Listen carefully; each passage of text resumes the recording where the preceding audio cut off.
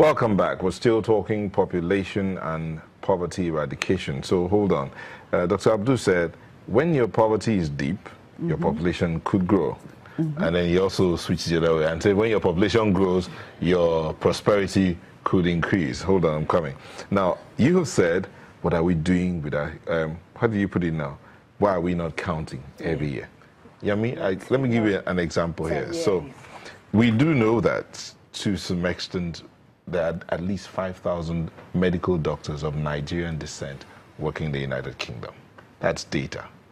So what is our problem? We don't even know how many doctors we have in Lagos alone. Well, I'm not sure. Maybe you call it a problem. The state wants it that way because it's the interest of the state not to have data. I mean, so for example, if I don't know how many students are in the school, I can allocate ₦1 billion to that school, and I know there are only 5. So there's a conspiracy to ensure there is no data. There's also a conspiracy to ensure that some data is exaggerated. So issues around local government. There's a local government, for example, in Lagos, said that they are certain to have so many people. As long as that local government remains in the hands of the ruling party, that will be sustained. What gets you surprised? And I mean, you have followed elections. Have you noticed in Nigeria that when we have general election, presidential elections, in states like Ekiti and those states that don't do gubernatorial at the same time, the total number of people that vote during the presidential election is high. So Rivers does about 1 million thereabouts, and so you have Sokoto and Kano and all of that. But when we have those states that we have staggered gubernatorial elections, have you noticed that the numbers of voters is significantly lower than the people that voted in presidential elections? There was a governor that became governor with less than 200,000 votes in the state. So the question you need to ask yourself is that how come does the state have millions voting on the day of presidential elections when the police is spread all over the place? There are 36 states doing elections. But at the point in which we are doing election in that state alone, and all the security forces are focused on that state, and maybe they do a lot of scrutiny around who comes into the state, you suddenly realize from 1 million voters, we are seeing less than 250,000 voters. So you realize that there is a deliberate attempt to make sure we don't count. So when you say even the INEC doesn't have the correct data, is that what you're implying? INEC may not have. INEC may not have for many reasons. But I think we have a number of databases. And I think one of the things we should not do again is maybe we may never be able to get money to do census in the next 2-3 years. As Madam knows, there's no plan for census in this year's budget. But the question is that we have databases that we can aggregate. So you have a BVN. That gives you an idea of how many people have accounts. You have all of us that have SIM cards. You have that registered. That gives an idea of how many people have phone numbers. You have the one you do for driver's licenses. You have those databases that are more recent than the last census.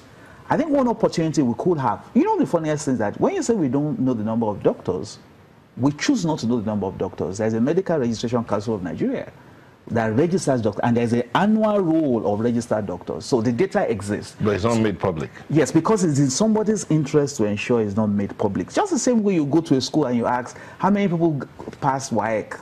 And people don't want to give you the data because... So what kind of interest are you talking about? Because if we say data is life, as she's described it, data would let you know, okay, this particular area, they need 5 primary health centers, or they need 10 doctors, not just estimates by just looking or thinking, I think they should.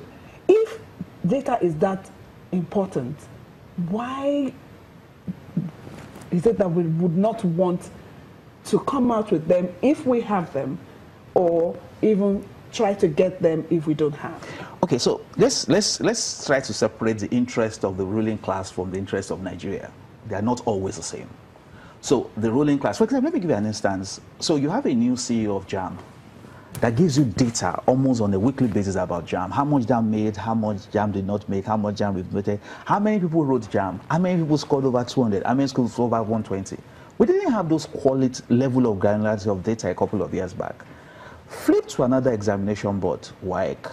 You cannot get disaggregation of who got C6 in English among all the states from WAEC. So you realize that it's not as if we do not have the data. Is it in the interest of the political class to release it? Because at the same time, it allows them to play with a number of things. But I think one of the things we need to quickly start to address is the fact that can we sustain the current way we are growing? Because we have a peculiarity of growing. You know, many people have argued that we're growing too much in Nigeria or too frequently. But the question is, it is a pattern of our growth. So let me give you an instance. You see a man, elite, who's a bank manager or the CEO, will have 2-3 children. His driver will have 6-7 children. And the gate man will have And the gate man will have 8-9 children. So you realize that when we even say we are growing at 2.6, 2.7%, it's not as if the whole socioeconomic strata is growing at that same rate. Unfortunately, it seems to be that it's the people that have the lesser capacity to manage those children that are having more children. At the same time, we're having quite a lot of teenage pregnancy, which is also the result of education. And Nyota, we know how much we talk about education here. So you realize that what has happened to us is that the way people were growing is the problem. And like he said about what has happened to countries like China, what did China do? China used education to transform population to human capital. I mean, so human capital is like, population is like a raw material. I mean, the raw number of people you have in your country. But when you invest in their education and in their health and build their capacity, then they become human capital. What does capital do? Capital generates income and generates value. So one of the things that we seems not to do, and ask yourself, in the last couple of weeks, we had issues with petroleum, supply of petroleum, and this country is able to raise millions of naira to subsidize petrol in the last couple of weeks. And then we struggle that we don't have money to do population census, or we struggle we don't have money for education. So you realize that we deliberately seems to know what we want to bother about, and anything that will drive data, because data can make us suddenly become more vulnerable. So if we know there are 5 people there will only be 5 voters, and not the exaggerated number we sometimes get. So I think the challenge we need to deal with is the fact that it's in the interest of the political class to play with those data around and ensure that we keep it buried as long as possible. Before we come to you, Dr. Dane, let me get to Dr. Abdu. So you said we don't have clear-cut structure, no plan. But how sustainable is this in terms of our going forward as a nation? It is not sustainable, and as a country, we just need to have a rethink around there. It's a historical problem. It didn't start today. I remember as far back as the 60s, scholars were already writing about planning without numbers or planning without figures. So it's a country that loves to plan, but without numbers. So you have all your development plans, as beautiful as they were in the late 60s or through the 70s and early 80s, weather development plan, the first one, the second one, the third. A number of those plans didn't actually have numbers. They were not clear data, they were not clear statistics to actually support planning. And once you don't do that, you never get anything right. And that is why we have crises with our budget. We don't understand it. We don't have any detail because you don't know what you are budgeting for. If you are budgeting for education, how many children do you have in your primary schools? How many students do you have in secondary school? How many of them are in university? How many universities do we have? How many secondary schools do we have in this country? And how many teachers are supporting them? How many hospitals do we have? How many of them are dispensaries? How many of them are comprehensive hospitals? How many of them are general hospitals? And all that. So you don't have those things. And as long as you don't have, how many police stations do you have? In all honesty, and how many checkpoints do you actually have in the country? So if you have a proper plan, you should be able to deal with those things. And like he said, yes, it's true. Statistics is political. And that's the honest thing. And the last speaker was very clear with that. Statistics is very political. So it could be a very major instrument for politics. And therefore, you can hide. When you hide, and then you could be able to do all the manipulations that you want to do. But I don't even think that it's a conscious manipulation that the ruling class wants to do. What I feel is that there is no value. They don't see value attached to doing those things.